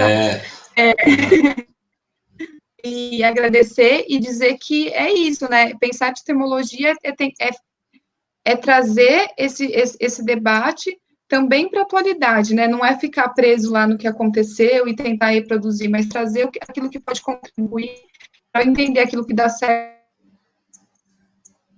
E eu acredito que estudar Goethe, ele me contribui bastante nesse sentido, porque são coisas que eu posso trazer para a sala de aula, bastante. A Luciana falou para a gente se a gente podia responder perguntas no offline. Eu não sei se tem como deixar o nosso e-mail, aí se você puder copiar essas perguntas e mandar no meu e-mail, eu posso respondê-las. Se mais alguém tiver a Luciana pediu isso, a gente vai providenciar assim, para responder offline as coisas que ficaram, porque não dá, né? O tempo é curto. Então, que será um prazer responder. É muito bom ver gente nova chegando nesse movimento aí. E agradecer aquelas pessoas, minha irmã que estava aqui, que nem é da área, as pessoas que vieram, né, para contemplar. Muito obrigada. Muito obrigada a vocês, parabéns pelo grupo. Primeiramente, obrigado pelo convite. Gostei muito. Eu já estava pensando em revisitar algumas coisas do mestrado, né? Porque o mestrado foi século XVIII, aí o doutorado foi século XII, então acabou ficando distante e ficou guardadinho ali. Aí eu já estava pensando, né? Esse tempo de reflexão, e veio o convite e tudo mais, e aí eu reli meu mestrado, né? As vergonhas e tal. Mas é muito interessante poder discutir isso, como a Maíra falou. Vários momentos a gente ia em alguns congressos e onde eu vou me encaixar aqui, né? A gente ficava lendo as ementas lá dos eixos temáticos, não, é arte, é paisagem, é geografia, é literatura, é epistemologia, onde a gente vai se encaixar. A gente vai num lado, apanha de um lado, apanha do outro, você não é aqui, né? E a gente acabava conversando muito entre nós, porque o grupo é pequeno, né? Agora está crescendo, então é muito bom poder expor ideias, conversar. As perguntas foram excelentes também, né? Da gente pensar os enroscos aqui de responder o que é a natureza, eu fui escrevendo. Desde que chegou as perguntas, eu fui escrevendo aqui várias coisas. Eu já vou falando tudo desconexo, né? Não sei se as pessoas me entendem claramente, mas eu falei, vamos organizar aqui pelo menos. Aí eu até estava conversando com a Maíra falou assim, depois a gente não fala nada do que a gente programou, né? A gente só pensa e na hora sai. Mas, enfim, obrigado pelo convite, foi muito bom, bom esse contato, obrigado pelos colegas, amigos que apareceram aí no chat também, questionaram, e o convite para o grupo é muito interessante, né? A gente poder discutir ainda mais e criar outros momentos, né? Não só esse de live, mas que a gente possa criar outros momentos de debate e discussão e essas áreas que são negligenciadas a gente possa aprofundar e divulgar ainda mais, certo? Obrigado mesmo, fiquei muito feliz com o convite. Ok, eu que agradeço novamente. Eu também agradecer, né? Tive vários alunos meus que passaram por aí, vários orientandos, vários amigos, né? O professor Antônio, o professor Nino, lá da Federal do Pará, né? Tá todos passando por aí, né? Alunos antigos, alunos da PUC, né? Da época da PUC, alunos da época da UEM, alunos da época agora da UFMT, orientandos, etc. Então tem vários, foi fantástico, assim, agradeço demais, né? Então, pessoal, a gente vai encerrando por aqui, né? Fechando essa live, já deixando o convite, porque tem uma nova live que vai ser divulgada logo em breve, né? Do HPGEL, ok? Com outros 2 professores fantásticos. Não vou dar spoilers, né? Porque logo sai o cartaz, né? E aí vocês vão poder acompanhar. A gente só não tem certeza em que plataforma ainda, se vai ser via Facebook, YouTube ou Instagram, ok?